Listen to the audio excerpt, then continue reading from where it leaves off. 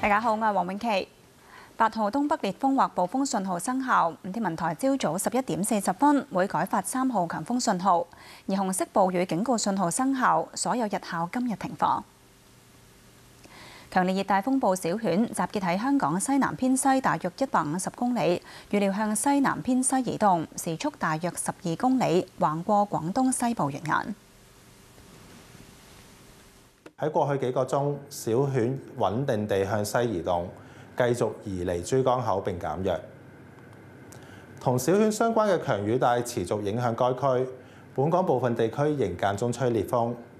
喺最新嘅雷達圖像見到喺香港東南邊繼續有啲雨帶咧係橫過香港嘅，咁令到本港咧持續有大雨。隨住小犬遠離香港，本港嘅風力咧將逐漸緩和。天文台會喺早上11時40分改發3號強風信號。截至朝早8點半，政府收到23宗冧樹、1宗山泥傾瀉同4宗嘅水浸報告，15男13女喺風暴期間受傷。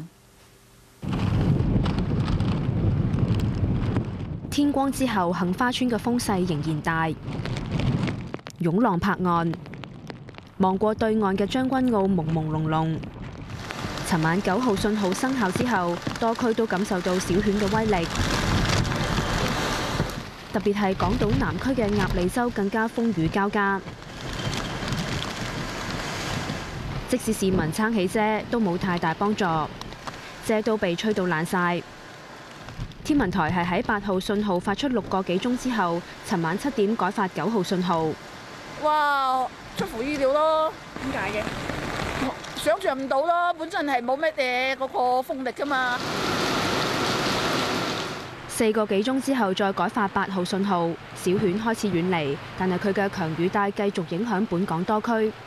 近凌晨2點，天文台發出紅色暴雨警告，到凌晨4點改發黑色暴雨警告。將軍澳市區同大嶼山午夜起錄得超過200毫米嘅雨量，當中將軍澳更加橫風橫雨，成晚都喺度落雨。風雨夾擊，有燈柱嘅廣告牌幾乎被吹甩。喺旺角雨亦都幾乎冇停過。渣甸山不拉山道有水不斷從山間湧出，好似小瀑布咁。近松豐台嘅車道亦都有渠口不斷有水噴出。渠務署確認嘅2宗水浸，分別位於柴灣道233號同筲箕灣東大街，個半鐘之內已經疏通積水。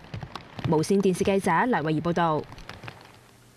天文台即將改發3號強風信號，九巴唔少車長返車廠準備。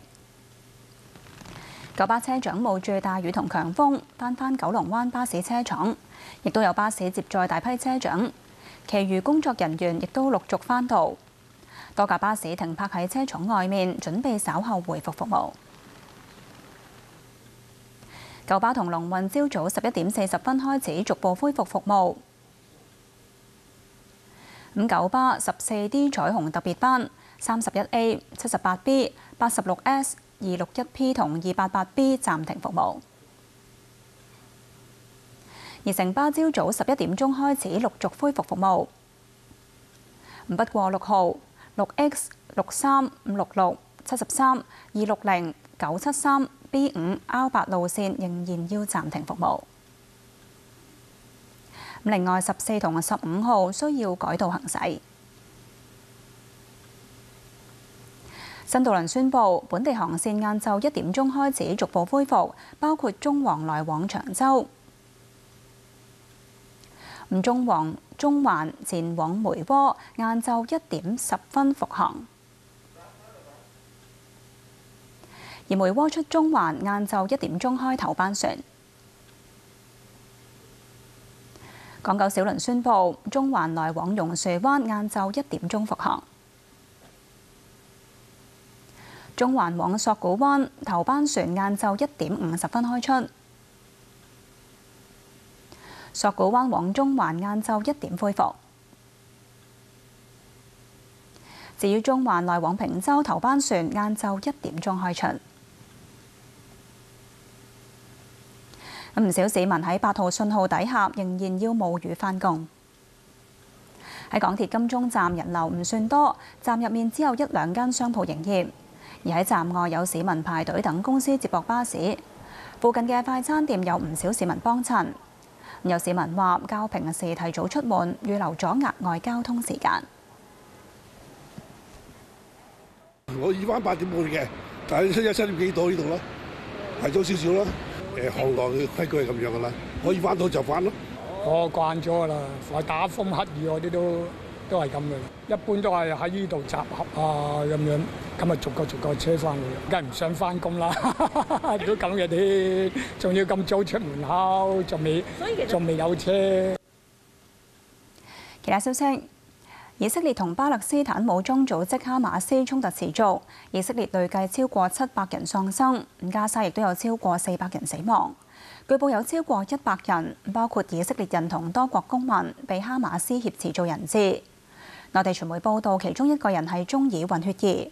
美國調派航母前往東地中海，以示支持以色列，亦都會提供額外裝備彈藥。